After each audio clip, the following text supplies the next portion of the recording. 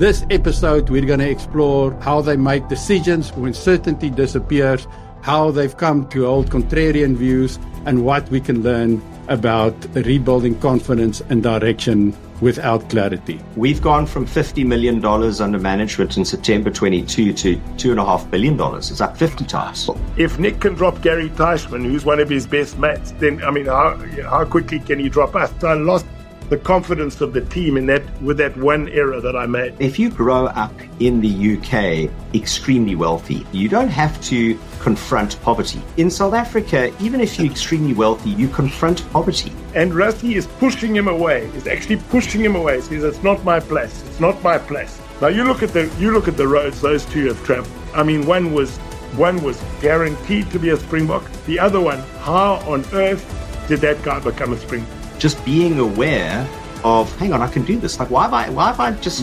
subconsciously doubted myself? You try and forecast and plan, well, it's not going to work out like that. Whatever happens, we'll make a plan. And that gives you a mindset of just knowing that you're going to have difficult times. I don't regret any single day that I had. I was incredibly fortunate.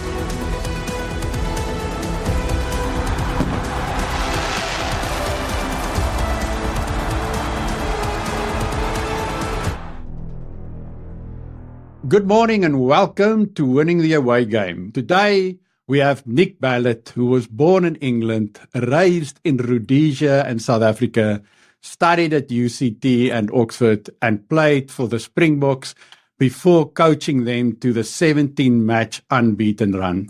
He later also coached in France and Italy, and I'm sure with Italy's recent success, it'll be part of the conversation today, and learned new languages and cultures as he traveled the world. Today, he's a rugby analyst, a columnist, and serves on world rugby committees, as well as being a corporate speaker.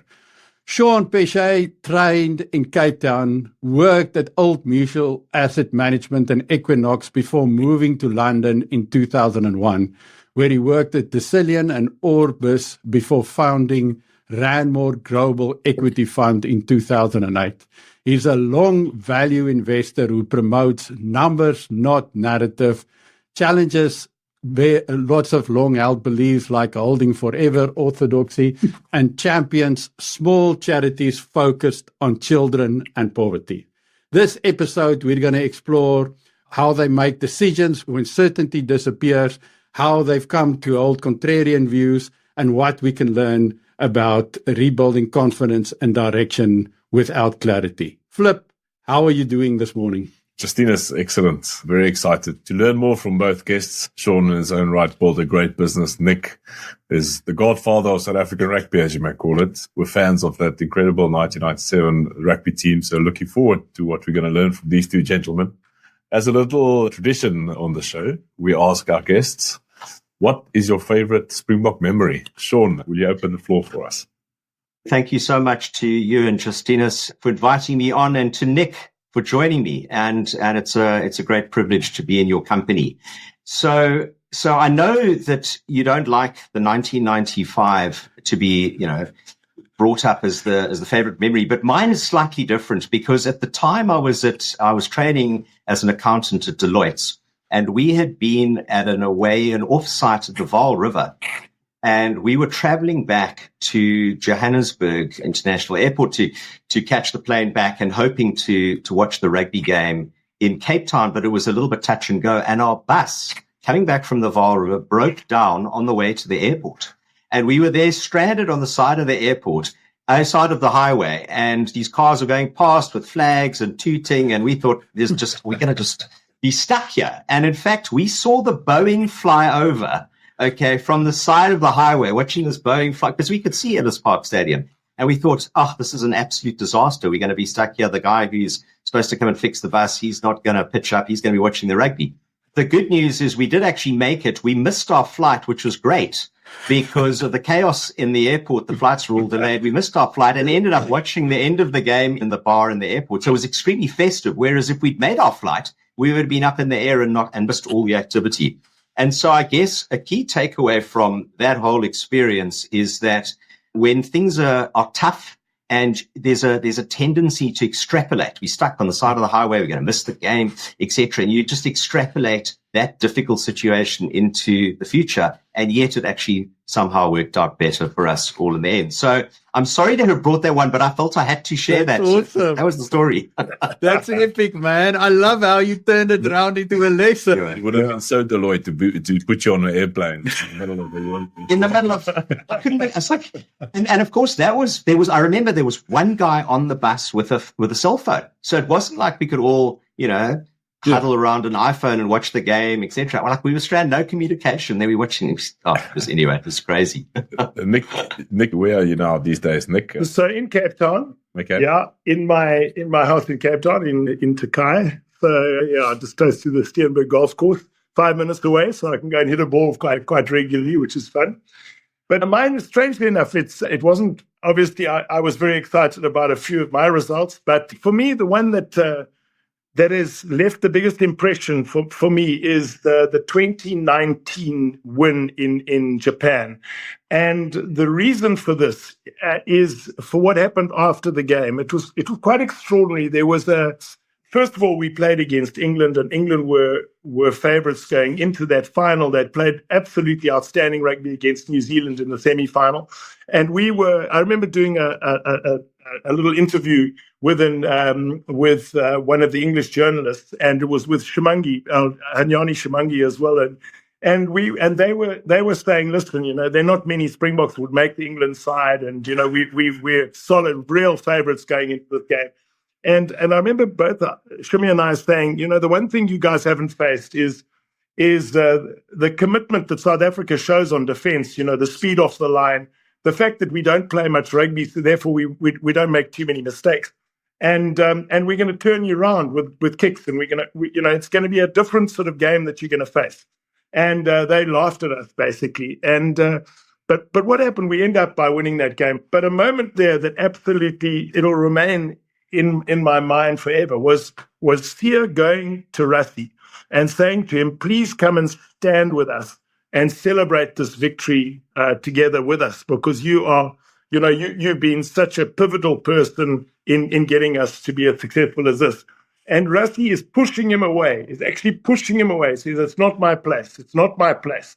And I just thought, for me, that summed up absolutely the way in which South African rugby had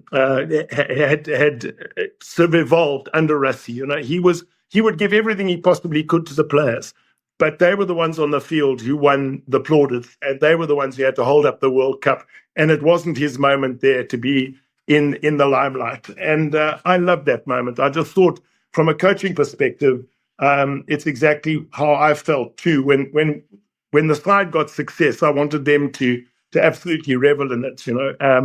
And I, obviously as a coach, you get compliments afterwards through the fact that the team has done well. But it's not your moment to be standing there with a cup, holding it up in the air. You aren't the guy who played the game. Yeah. Yes, interesting tidbit. I don't know if you guys ever watched the Super Bowl in the US, but after the Super Bowl, when they hand over the trophy, they don't hand it to the player. They don't even hand it to the coach. They hand the trophy to the owner of the team. Yeah. It's just such a different mentality. It is. That's professionalism, sadly, because they're the guys who pay their salaries. Yeah, that's such a good story. It's great hearing it from your side, because it's something as a player we saw from the side and appreciate it. And I finished my play career in France as well. It's very much the opposite. When the team wins, the coaches write books and it's all over and it's just la-di-da. And when the team lose, it's the players that don't listen type of behavior. Take us a little bit through your own. You obviously a very celebrated player, and then became very quickly a very good coach. How did it happen? What was your thinking process into going into coaching? Yeah, it was interesting, Flip. I was in South Africa during the apartheid era. We were winning Currie Cups. We had a fantastic Western Province Currie Cup team. I think they won 5 or 6 in a row at that time. I was involved in 4 of them. And I was 28 years old, and New Zealand and France were supposed to come out on tour, and they cancelled the tour because of the political situation. So, I'd been fortunate enough to get a couple of caps against a South American team that had come over, the Argentine. It was basically the Argentine side, but with a couple of extra players. And I just thought to myself, listen, use rugby as a passport to the rest of the world. Let's see if you can travel and use it. And I was fortunate that I had a good mate, Dougal MacDonald, who had played in Italy and had played in France. I played for Toulouse with Jean-Pierre Rive and Strella, and in Italy he played at Parma. And he'd gone to Oxford and he'd been at UCT, so we had quite a similar background. And he said, Nick, there's a small second division side in the center of France, in St. Claude. It's tiny, it's close to Geneva. And they're looking for a player coach. Would you be interested? And I said, what level is it? And they said, no, it's second division in France. It'll be like playing for UCT thirds, So I said, well, what is it? Is it a little did you know? And he said, listen, the guys love a drink in France. So if you go over, you'll make money out of the bistro. There's no question about that. And so I spoke to my wife and I said, listen, are you up for it? I was 28 years old. And without speaking a word of French, we set off for St. Claude in France. And I was a bistro owner and coached and played for a team in the second division, took them up into the first division. And it was a fascinating way to learn how to coach, because you start off, obviously, I'd played for the Springboks and played for Western Province, so you were a better player than the other guys. And I would try and do everything myself. I'd be taking kick for the poles and kick for touch. And, I'd want to jump in every line out and score the try. And eventually you work out, you've actually got to make sure that everyone else does their job properly.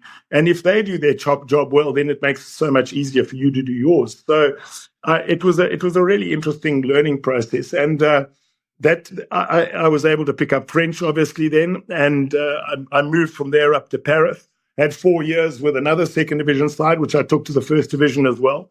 So as a player coach, I had 9 years in France. And that actually set me up for when I came back to South Africa, because in those 9 to 10 years that I was in France, learning how to be a coach, South Africa was out of international sport and just playing amongst each other. So I was at a huge advantage when I came back. I'd watched Six Nations, championships. I'd seen the way that Australia played when they won the World Cup in '91. I'd followed them around France and watched their practices. So I came back to South Africa armed with quite a lot more information than people had here. And that made coaching a lot easier for me when I started off at False Bay and then went to Boland. I know we're talking about, getting out of your comfort zone by leaving your country. But for me, I was sent to boarding school when I was 6 years old. And so, you've got to start learning at 6 years old how to get on with other people, because you're the youngest guy in the school. They're guys of 13. And then, then you've got to go to senior school. My dad was headmaster at Bishop's, and he said, you can't go to Bishop's where I'm headmaster. You've got to choose between Michaelhouse, St. John's, and St. Andrews. And I chose St. Andrews. And I think all those experiences of being a boarder, being away from home, having to sort of sort things out for yourself, made it a very unfearful thing to travel. I was delighted to go over and study at Oxford. I was delighted to go over to France, even though I couldn't speak the language. I knew I would pick it up. If I was behind a bar for 7 days a week, I was going to pick it up as quickly as possible. So that's how it all started. It's a whole generation of people that went to boarding school quite early, and I agree with you that lack of fear to move and explore new things, is especially important when you move away and try and win the away game. And you speak great French, by the way. You've kept that. Sean, especially in your career as well, the financial industry is not something that you take up lightly, and it's not the coaching IP that you can go and throw around and let's do it my way. It's very regulated, and backing up your stuff, going to London, saying, I'm starting something new, and then starting a business in London. Take us a little bit through that bravery and that. No, thank you. Yeah. And if I may just say, thanks for Nick for joining me on here, because there's a bit of a story, Flip, and if I can just take you back a step, because it was quite fundamental and instrumental in my life. So I was at a small school in Cape Town, St. George's Grammar School, and I had the privilege and pleasure of being taught by Nick's late sister, Jenny Mallett, in Standard 2. She was my teacher in Standard 2, and I mean, that must be 45, 46 years ago. And what was amazing about Jenny is everybody absolutely loved her, but totally respected her. So you knew where your boundaries were. And she was intimately involved in all aspects of life. And in fact, and I'm going to tell you this, hand on heart now, I remember her telling, she was so proud of her family. I mean, I knew all the names of her siblings, including that Nick was one of the few people to ever receive 2 Oxford Blues.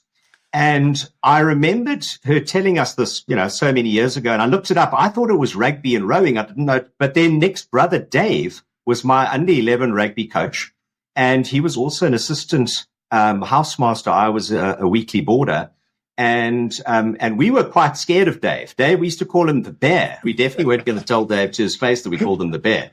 We were way too scared of Dave. But I tell you what Dave did do is he made us believe in ourselves, because the one thing he didn't want to do is miss a tackle in under 11 and have to answer today. So we didn't miss tackles. Okay. And then when you made a good tackle and you went really low, you thought, hang on, that wasn't too bad. I should just keep doing this. So we ended up punching well above our weight. I remember I think it might have been Dave or our headmaster, Paul Cannon, at the time, saying it's not the size of the dog in the fight that counts. It's the size of the fight in the dog. Okay. And then just the third member of the family, Nick's mum, Vivian, was our librarian. And I still have this image of, but very involved. She wasn't just go find the book. She would read to us and all the rest. So I've had so much involvement with Nick's family, and then more recently, his son, who's just a fine young man. Nick can be very, very proud of Doug. So I finally got to meet Nick, and what a pleasure it is. So Flip, going overseas, and I guess in many ways we share, Nick and I share similar things in that if you can play rugby in South Africa, or you can play rugby overseas. If you can coach in South Africa, you can coach overseas, and whether my wife's a doctor, and if you treating a person in Cape Town at Red Cross, or a child at Red Cross Children's Hospital, or treating a child over here, they've all got hearts, lungs, kidneys, etc. So companies have income statements, balance sheets, and cash flow statements. And I guess it's the belief in oneself that actually, we can punch above our weight. We can go overseas and do this, and never really doubting yourself. And make no mistake, there were very difficult times, but having the resilience to see it through, I guess. So I love how the families intermingle. 2 great things that came out of here is Sean, very good lesson to people listening, particularly young guys. You don't have to go to this massive big name school in South Africa to actually make it out there. I think that's a very important point. On the other hand, is you need very good and strict teachers. If I imagine Nick, and I imagine his sister was very much like him, some discipline in the classroom is very essential. Very much so. She was an extraordinary. I'm going to add a little bit of. You spoke about a human touch that you must add to this. When I came back from playing in France, and I was coaching at Valsbeek, very soon after that, I got asked to coach Boerlat. And I mean, we didn't have a big budget at all. I mean, I think the guys were on 48,000 Rand a year. That was the number one contract, and the second contract was 24,000 a year. So the guys were still school teachers and students. They weren't making a lot of money. And I was doing the attack, the defense, the fitness and conditioning and everything. And I didn't have anyone to help me with the technological side. And as you know, I'm not very good at it. So I wrote out on a big A4 piece of paper, penalties, 4 penalties against, lineouts, 4 lineouts against, scums, 4 scums against, knock-ons, 4 knock-ons against, missed tackles, etc. And I gave that to Jen, and she sat in the Boland Stadium out at Wellington. And at halftime, she would give me this list, and I'd walk in, and the players hated it. They absolutely hated it, because that was the honest truth that came off that piece of paper. She would never cheat, and they would know, okay, they'd missed a tackle, 2 knock-ons and 1 stupid penalty, and they knew they were going to get it at halftime, just because it was all there, clearly written out in Jen's piece of paper. No, she was wonderful. She loved rugby, and she got so irritated with men ignoring her, when she wanted to give an opinion. So she wrote the referee's exam, and she was the only person ever to have got 100%. There's no man got 100%, and top referees don't get 100%. Jen got 100%. Wow. Tinky Haynes was the refereeing manager in the Western Cape, and he told me it was quite extraordinary. So she went around with this in her pocket saying, I'm a qualified referee. Amazing. So you must listen to my opinion. Wonderful lady. So, Sean, maybe talk us a little bit of the sort of change in identity and the cultural and professional psychological adjustments you felt you had to make when you landed in the UK, and how was it different, and what was some of the lessons you learned there early on? So, Justinus, the one thing I'm very grateful for in the UK is it's a very cosmopolitan place. You know, you go to Thai restaurants and Indian restaurants, and there's lots of people from lots of different cultures, and you don't feel like you're an outsider. So it's very welcoming in that respect. And there's a huge number of us South Africans as well. I mean, you just have to go to Earlsfield or Clapham, Southfields, etc. You know, you'll hear Afrikaans. And there's South African shops, or even in Cobham, where our office is, we've got a South African shop with some great choice of biltongs and red wine, etc. So the transition was very easy. I mean, certainly you wouldn't have to learn a different language. People can understand you. You've got lots of friends over here. So actually, I found the transition pretty easy. I mean, the one thing, just in terms of our business, when we set up Ranmore back in 2008, for most of the early years, I was focusing on marketing to South Africa because I'd made an error. And the error was the error of judgment. Well, the error was that I thought that in the finance sector, because I didn't go to the schools over here and the universities over here, I was going to find great difficulty in breaking into that network, okay, especially in finance. Living and having friends and all the rest is not a problem, but breaking into the finance network, that I completely misread that. And it took me until 2022 when I'd seen a client and they said, well, you know, can you go and speak to my guys in Guernsey? And I spoke to the guys in Guernsey and they said, well, these are great numbers. We've never heard of you. And I thought, okay, well, you know, and that sort of opened a whole avenue for me. And I then got on the platforms over here, which was quite an exercise. And now more than half our businesses from UK clients. So the transition, I think, was easier than in some places. You know, we play the same sports, watch the same sports, etc. And why do you think you made that assumption? And why do you think it took you so long to invalidate the assumption? Sure.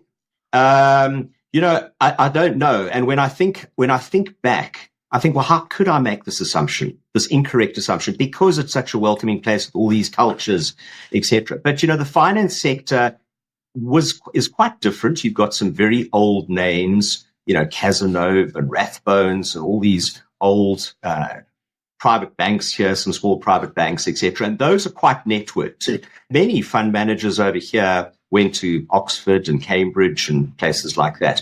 Many of my peers at Orbis went to those prestigious universities.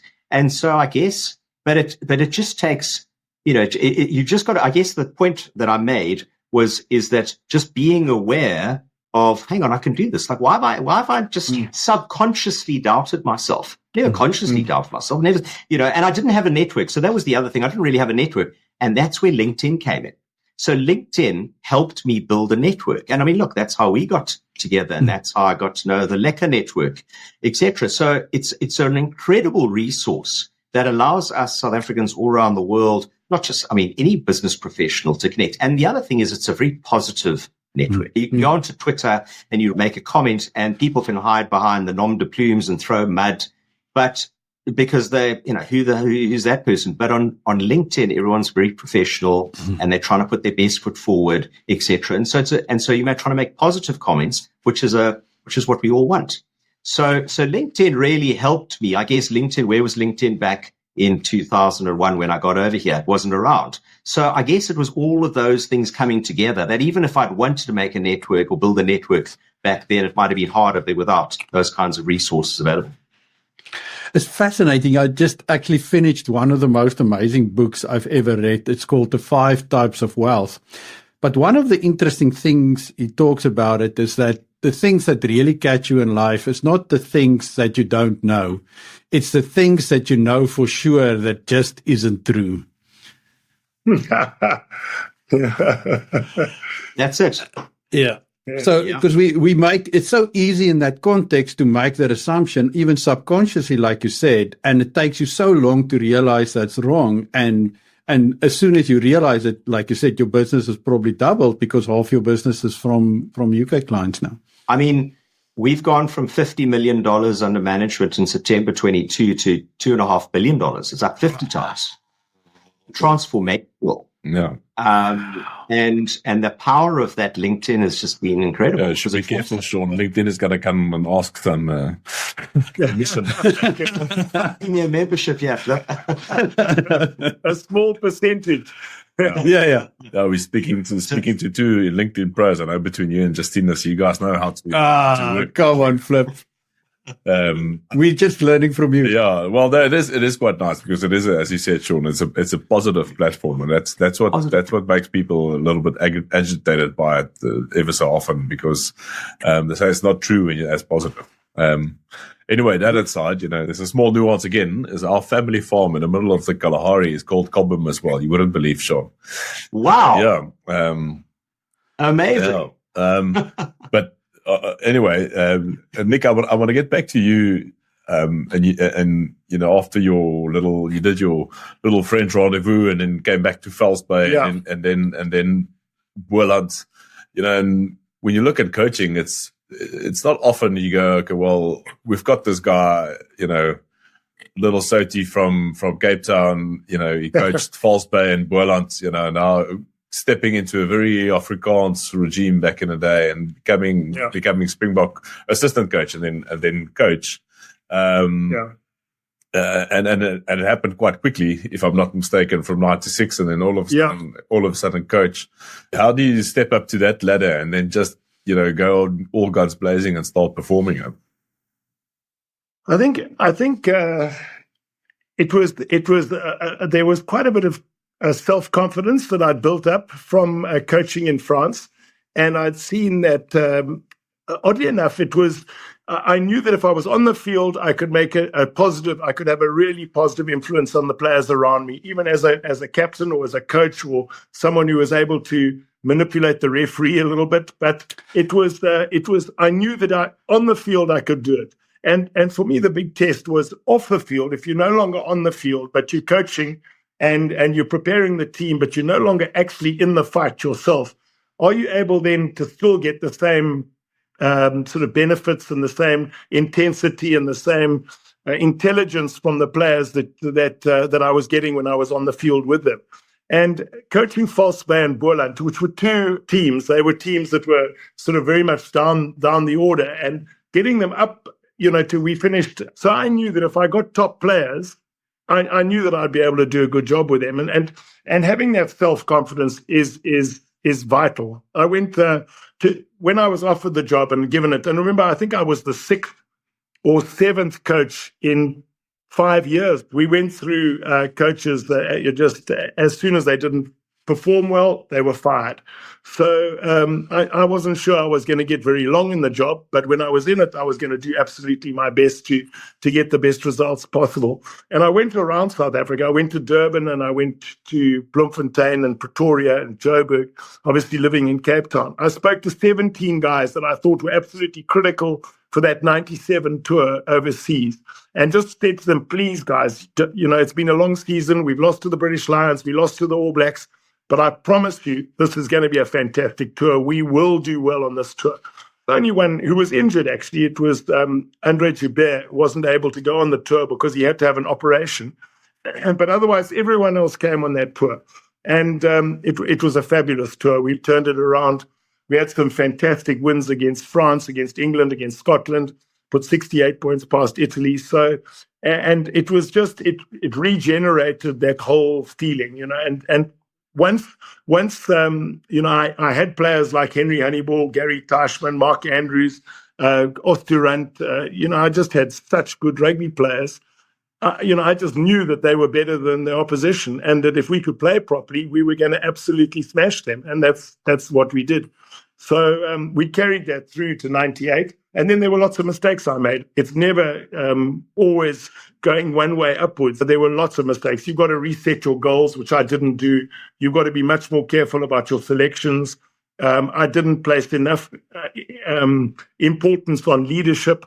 I thought I could pick a team just on form, And leadership in South Africa is absolutely critical. You've got to have a good leader. It makes everyone else in the squad gel together if you've got a good leader. If you haven't got a good leader, then everything bombshells and people go off into their little pockets, Afrikaans guys together, guys from Natal together, English guys together, and there's a lot of insecurity builds up. And you as a coach can't do anything about it. You've stuffed up, and once you've stuffed up, it's very hard to put it together again. So the Gary Teichmann thing for me was a really, really poor decision. But, unfortunately, it was made, and I would never make that decision again.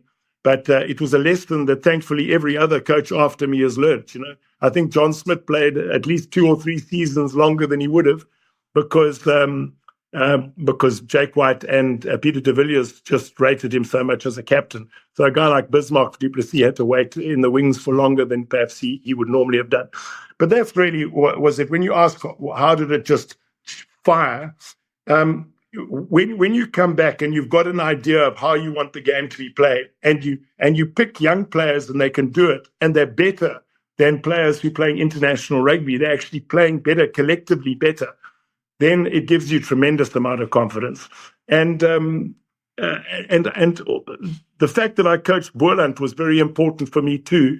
I think I don't speak good Afrikaans, but I had 2 years there, and the guys there, I said to them, "You must speak to me in Afrikaans. I will get better at understanding it. And if I speak English back to you, it's not an insult. It's just because I can't speak it as well as I would like to."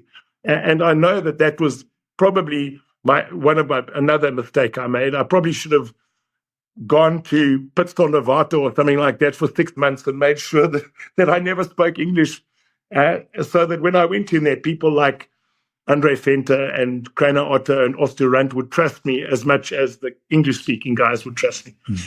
I knew that when I was in France and I spoke French to a Frenchman, or if I managed to speak Italian to an Italian, you touch their heart, which you can't do if you're going through a different language.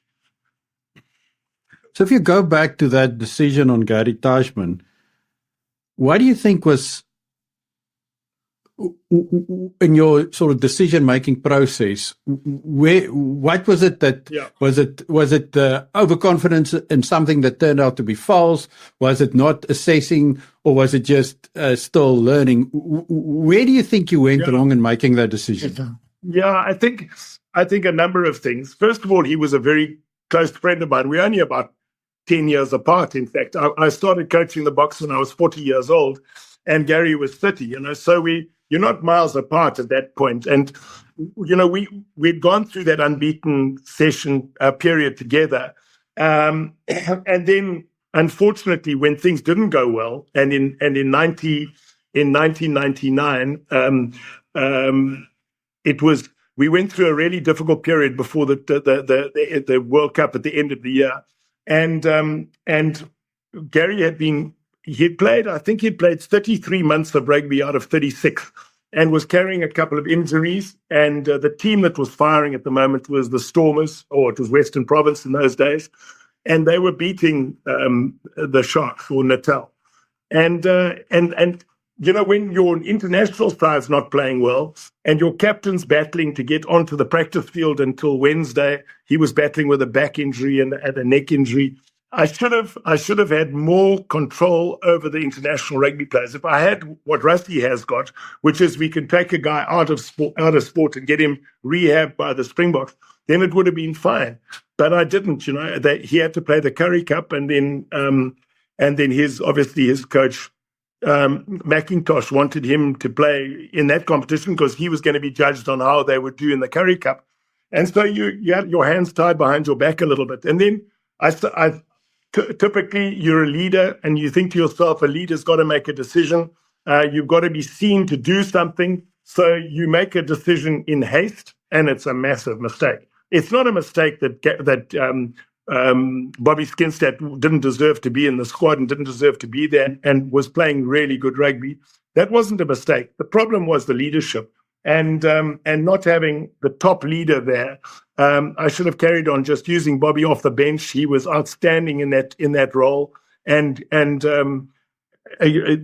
certainly if I'd had Gary Teichmann at that 99 World Cup, despite the drop goal of Larkham, I still believe in that extra time. I still believe we would have had a leader who would have held us together on the field to the extent that we might have gone on to win that game. So it was a really difficult lesson for me to learn. Youth, too young, thinking I had to make a decision, and picking on form and not understanding the value of a great leader. Those are the two massive mistakes. That's very good, Nick, and it takes a man to admit his mistakes. Well done on that. Well said, Flip. Because Nick, I was just listening to that and just reflecting, and I think it's such good leadership, to be able to. People think that people in top positions are going to make no mistakes, and there's not a barrister. Even the best barrister in the world doesn't win every court case. The best doctor in the world doesn't diagnose the patient correctly. The best fund manager in the world doesn't get it all right. And the thing is, it's actually quite liberating, I've found, when we just tell clients before they invest, don't expect us to get it right. We're going to make mistakes. And what we're going to do is be reflective on those mistakes, but we're going to give it our best shot. And, so anyway, full marks to being so effective. I think it's a mark of a great leader, to be honest. I really do. No, but I wouldn't say that. It's just I'm intelligent enough to know when I really cocked up.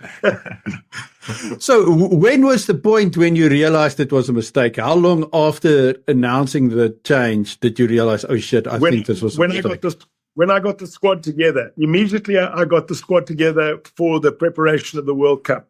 I just knew immediately. You have a gut feel. I mean, you have to have that as a coach. You've got to understand the feeling in your changing room. And there was a feeling in those first 2 years that when I was coaching the Boks, we were just tight, really tight. A good coaching staff, good captain, really good team, good youngsters coming through, pushing the guys to play well. From 97 to the end of 98, we were in a good space. And then in 99, when I decided to leave Gary out and we went to Plet to prepare for the World Cup, there was a completely different feeling in the camp. It was almost as though the team felt jeepers. If Nick can drop Gary Teichmann, who's one of his best mates, and the captain of a team that took him to 17, then I mean, how quickly can he drop us? So it was almost I lost the confidence of the team with that one error that I made. And we held it together, funny enough, because to get to that, we played really well against England with Yanni de Beer's drop goals. And then we got against Australia. That was the final. Our game against the semi-final against Australia was like the final, because I knew that if we'd beaten Australia, we'd have smashed France in the final. Their big game was the one against New Zealand when they managed to come back and beat New Zealand, but they weren't capable of putting two big performances together. So I knew that semi-final against Australia was like a final, and we had to get through that game, and they were a very, very good team, Australia at the time. But when you're looking at the Springboks now, and how did we win a quarterfinal by 1 point, a semi-final by 1 point, and a final by 1 point? How do we manage to do that? It's because Rassie didn't make the mistakes that I made. That team is still tight. That team has still got good leadership. That team, every single person tries to do 100% that he can for his teammates and for his country. So that's why you get that little 1% extra, that 1% better performance than you might get from an English side.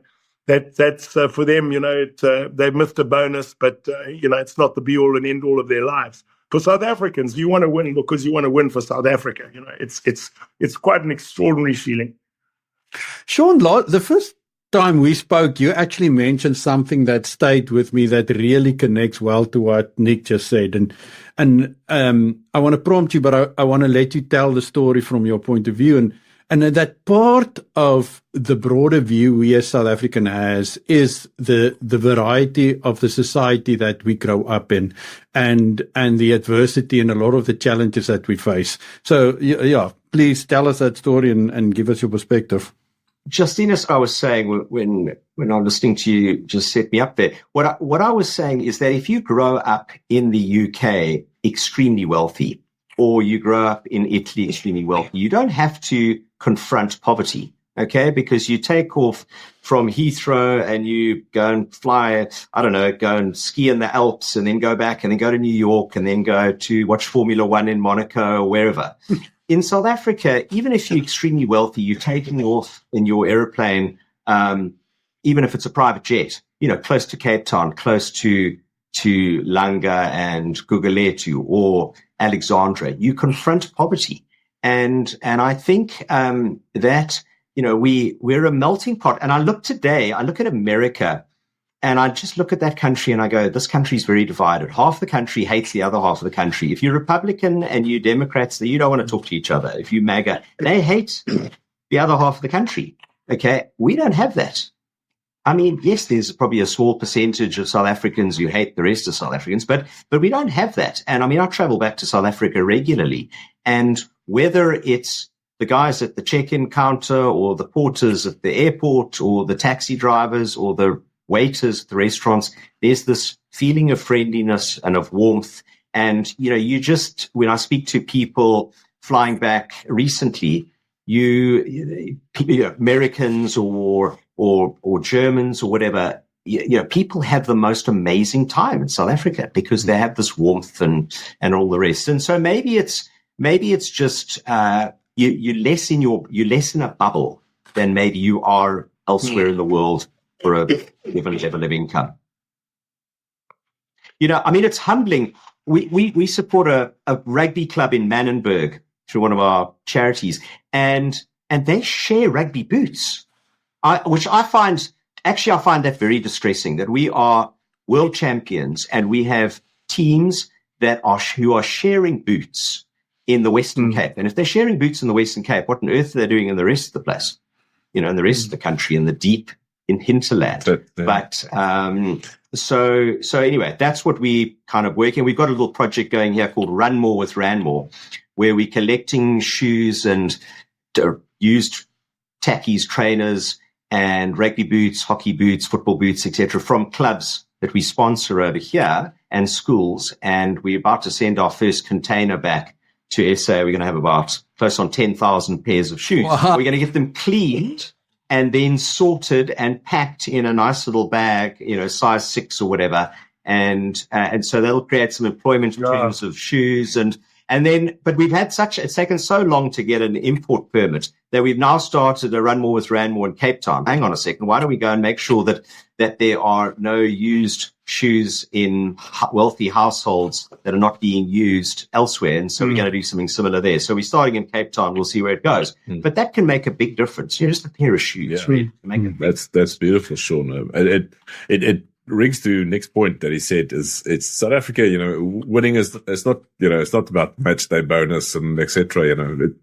Certainly there's that involved, but when you 1 point behind and you need to win in the last 10 minutes, that guy playing Manenberg and he went off and he had to change shoes to play rugby, that builds a little bit more character and that pulls you through in the very, very hard times. Quite right. And very well on you for there's some people I can connect you to in that space as well. They're doing great work and just giving identity to people through school shoes. It's so much needed to do in South Africa. No, that's amazing. Thanks, Flip. I'd love to hear those. Sport just gives children hope. Yeah. And I came across a saying years ago: kids in sport stay out of court.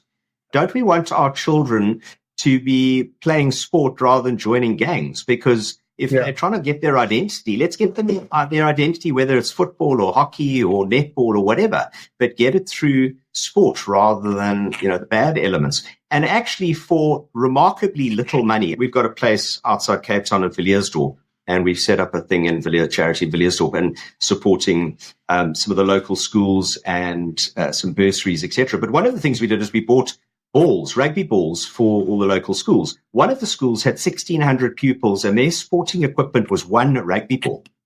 I mean, it's like, this is an hour and a half out of Cape Town. Like, how can this possibly be the case? And you think like a rugby ball or a football's 400 Rand, okay, and it can entertain 20 youths or whatever, for hours and weeks on end. So why are we not flooding our youth with all these balls, and it just keeps them active and all the rest. So anyway, that's one of the things we're trying to do. Yeah. So if we go back to winning the away game, like moving back for Italy, and I mean, I'm sure you're very happy with Italy's recent performance, and starting again in South Africa, now starting a new career later in life. Talk us a little bit about that identity change and that transition, and how you experienced that. Yeah, I think having gone to Italy to coach there, it was later on in my career. I was 51, I think. I'd had the time with Stade Francais. I coached in France as well. I had 3 years with the Springboks, 2 years in Stade Francais, a lot more experience as a coach. And I went there not with high expectations of results, but wanting to make a difference to a team, to a rugby team that I thought had some very talented players, but not enough, just not enough registered rugby players. I'll give you the numbers were very simple. There were 17,000 rugby players registered in Italy, and that included old crocs, women, and children. So you were literally picking from, I don't know, probably 500 adult males, and that's a national side. Wow. In the Western Cape alone, in the Western Cape, 96,000 people are registered. In South Africa, over 250,000. In England, there are 700,000 registered rugby players. So you can imagine that for Italy, it's a very, very small sport, and was when I was over there in 2007 to 8 until 2011, those 4 years that I coached them. But what was staggering was when I went there, they didn't play in the Celtic League. They were playing in their own local competition. And if a guy was a good player, he would then get bought by Toulouse or Toulon or go to Wasps or Leicester. And otherwise, the rest of the guys were in their local league. And so I was watching a couple of their local games. And in a game, it was Rovigo against Parma. And the ball in play in that game was 19 minutes. 19 minutes out of 80 that there was a ball in play. And over that same November, Australia played England, and the ball was in play for 45 minutes. So you can imagine that the guys playing their club rugby in Italy, going at 1 mile an hour, suddenly they get selected for a national side and jump out of Rovigo to playing international rugby against England, and they're used to playing rugby for 45 minutes as opposed to 19 minutes. It was just an impossible task. So I managed to get the Italian Federation to look at the Celtic League and to get Italy, after I was there for 2 years, we got them into the Celtic League. And that has been a massive change for their rugby, because teams like Treviso have been producing some top players, and they've built confidence being able to play against Wales and Scotland and Irish internationals. And now, particularly with South Africa involved as well, they're really getting the best of the best as opponents.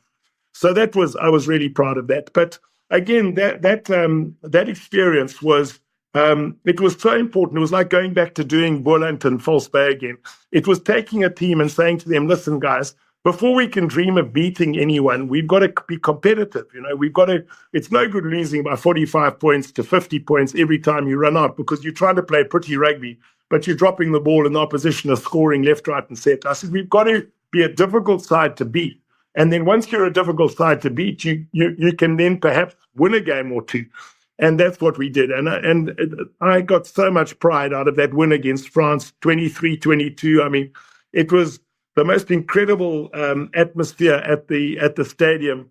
The team ran around and they sang the national anthem 7 times. I kid you not, 7 times they sang the Italian national anthem. And it was just a wonderful, wonderful game. And to be able to beat Argentina away, we beat Samoa for the first time.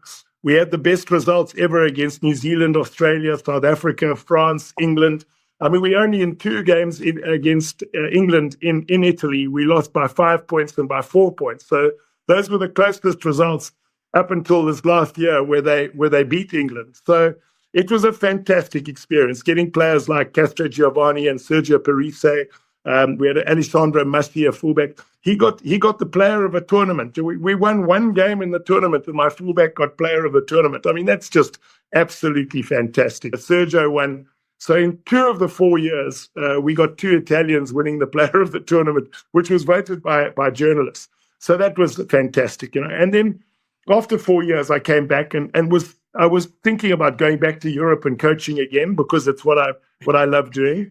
But I started on SuperSport and started doing the analysis before and after the game, and I enjoyed it so much, and it was so less stressful. That's the big thing. If you are a coach nowadays, it's a very high profile, extremely stressful job, and it involves, unfortunately now in South Africa, rugby is right through the year. So point out when a John Dobson gets a break.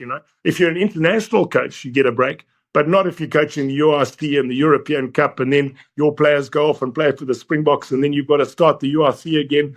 I mean, it's just so difficult. So when I was given the opportunity just to talk about rugby as opposed to coach it, I grabbed that with both hands, and I've loved the last 10 years. And you're doing an excellent job with that as well, Nick. Yes. Thank you. On that point, as we're seeing, you were responsible for a great generation of coaches, the guys that came out of that era of 97, Rassie, etc. Marco, I played under, even Akkers now. Yes. We're seeing a whole new generation of coaches coming through. JP Peterson at the Sharks. We spoke about Snowman at the Stormers, etc. What would your advice be for young guys looking into, say, either end of their rugby career, or maybe I'm not going to be the professional player, but I understand the game, I can play. What would your advice be for aspiration coaches? Yeah, Flip, coaching is like being a good school teacher. It's your ability to put something across that is understandable, and that person who's listening to you gets it.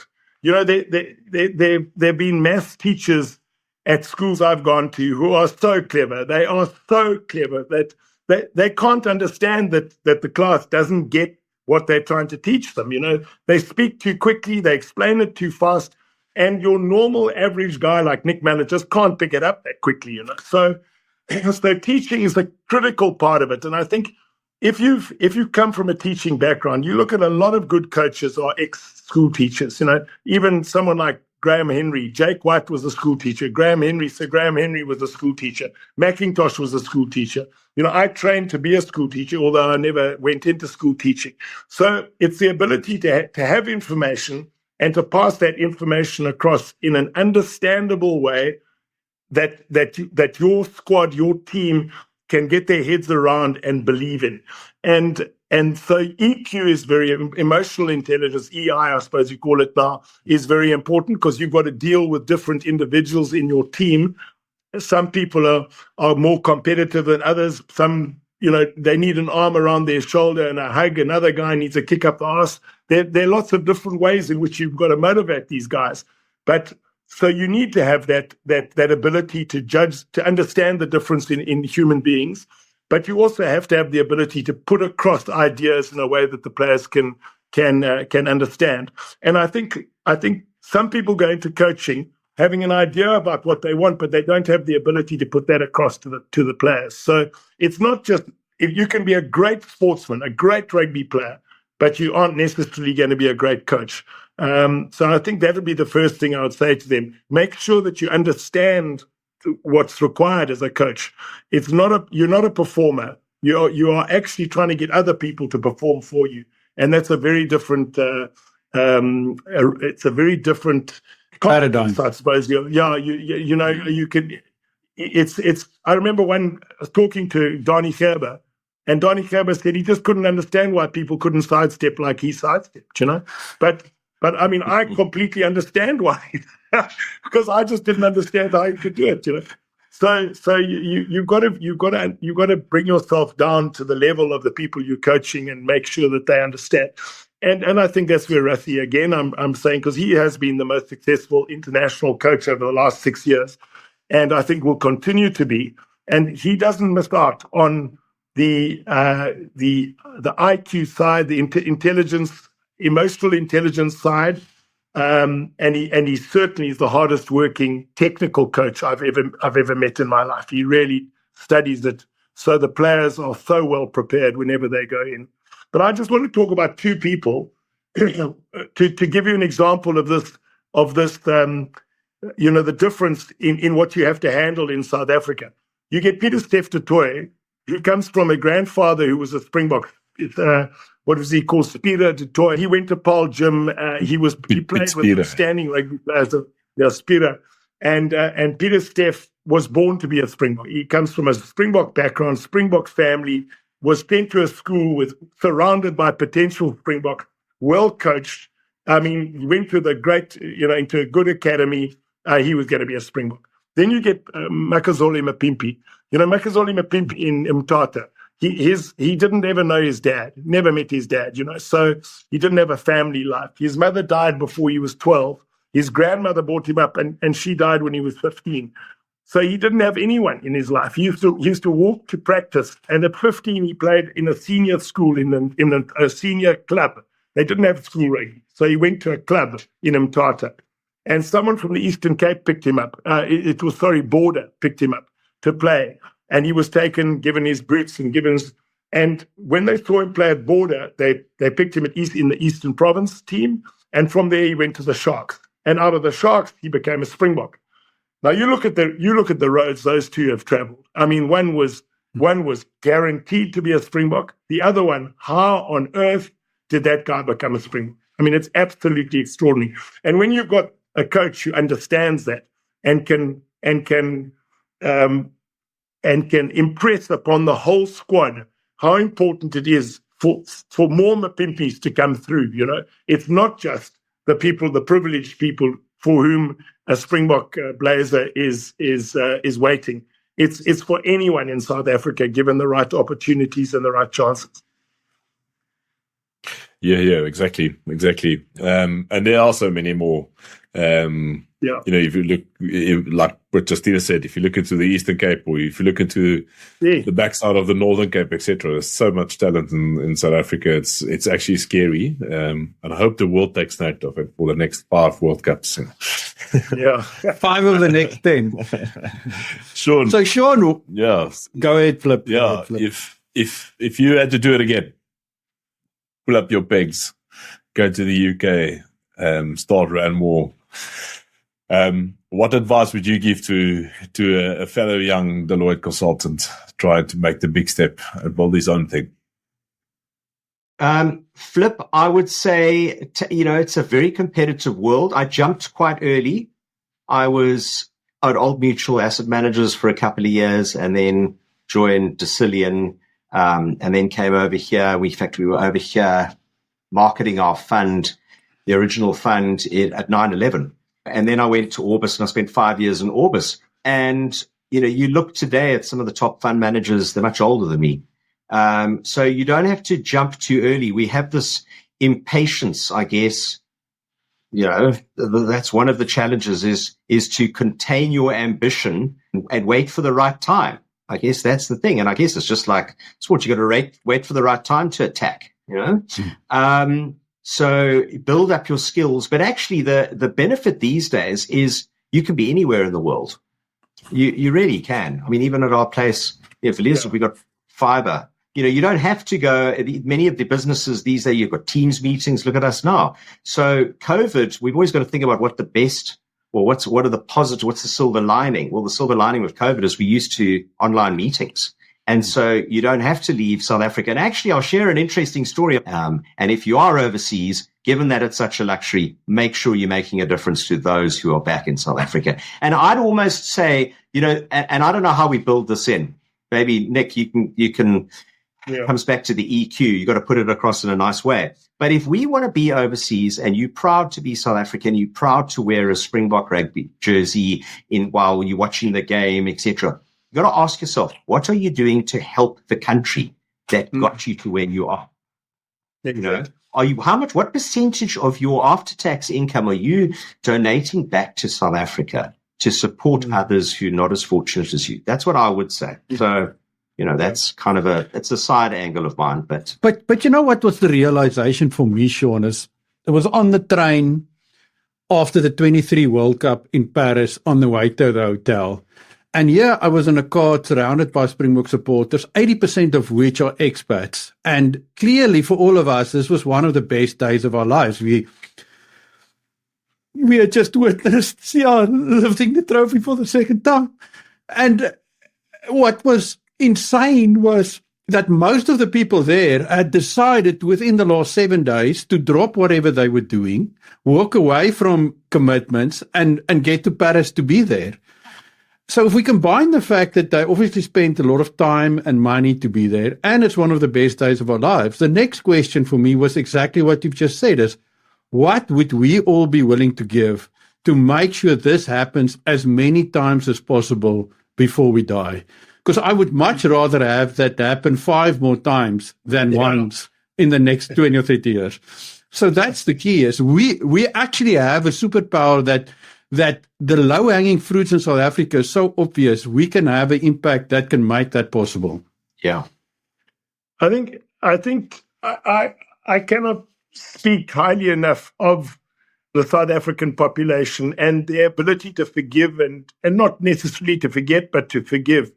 I come over every year to see my son in London. He's one of these expats at the moment. And I was sitting on a tube, and you know what happens in England in the tube, everyone's sitting staring at their phone and no one even looks left or right in case you're accused of, something or other. So a guy shouted across, he shouted, "Nick Mallett." And I looked up and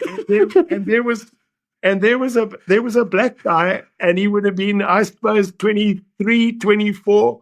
And he said, and he just came over and he gave me the biggest hug. He said, "That's so good to see you. Yeah, what are you doing here?" And I just thought to myself, where else in the world would you get someone in a foreign country come across where all these English guys were looking and saying, "Are these two people completely insane?" And hugging each other. "Boxer doing well. Can I have a selfie?" Of course, he's sitting there taking a picture. It was good fun. And I just said afterwards to my wife, I said, that just sums us up. It's absolutely incredible to have that warmth and good humor and wanting to be part and to recognize someone also from South Africa when you're so far away from home. Just to finish on your point about, because I was thinking what it'd be like if I was 38 again and in the process of being offered the Springbok job, I think I would try and delay it because I think there's a time you should take a job of that import. I was young, 40 years old is young. I finished being a Springbok coach at 43. I mean, you've got a lot of your life after 43 years old, So I think hopefully there's some of these young guys that you were talking about, Victor Matfield, you'll make a magnificent coach, a Skalk Burger, who's a brilliant pundit and would be an outstanding coach, I'm sure, if he decided to go in. But if those guys decided to start coaching at 40, 45, and then perhaps got a national job at 55 to 60, I think that is a better balance than what happened to me. It happened too quickly for me. I think that despite the fact that we got success, it was very. I don't think the mistake I made around Gary Teichmann, I probably wouldn't have made with 10 or 15 years more experience. Like if I gave you 100 lessons, I think I would have learned today. You both saying that sometimes you have to wait, even if it's the world's best opportunity, was not going to be on that list. If you know Justinus, who's he builds an airplane while it's falling down. He builds it. He's doesn't wait for anything. Yeah. I don't. Listen, put it this way, Justinus. I don't regret any single day that I had. I was incredibly fortunate, and I would never ever give back to anyone those years coaching the Springboks or coaching overseas in France or coaching Italy or having the opportunity to talk on television about the game. I've been incredibly lucky, and I think having that outlook on life does help. Sean, you're an incredibly positive person as well, and I think that is a powerful attraction to other people to see someone who believes in themselves and in what they do, and then you get people who tend to want to follow you. Thanks, Nick. It's kind of you. It's all about getting the odds on your side. Okay. And I try and do that when we're selecting stocks for the portfolio. And so how do you get the odds on your side career-wise? Well, you make sure you get the experience. And that's the key. That is a key thing, because it's such a fine line between victory and defeat. I mean, we spoke about 1 point in the quarterfinal, semi-final, and final. I mean, that's how fine the line is. You try and forecast and plan. Well, it's not going to work out like that. Whatever happens, we'll make a plan. And that gives you a mindset of just knowing that you're going to have difficult times. And when you have those difficult times, you're just going to figure out, be creative about finding a solution to those. And some of those things, it just takes you a while to figure those things out. So maybe that's why I said just, don't rush out there too early. Make sure you got the odds on your side. Yeah. Get the odds on your side. Another pearl of wisdom. Thanks, boys. That was really one of the most amazing conversations we've had so far. I really appreciate your time. And Nick, I'm sure we'll be hearing lots of your wisdoms on the TV this year with a few big games coming up. And Sean, I can't wait to meet you in person, and hopefully we can go to the Bok game this year. Sounds wonderful. Yeah. Thank you so much, Justinas. Thanks, Flip. And thank you, Nick. Yeah, lovely chat. Lovely chatting to you.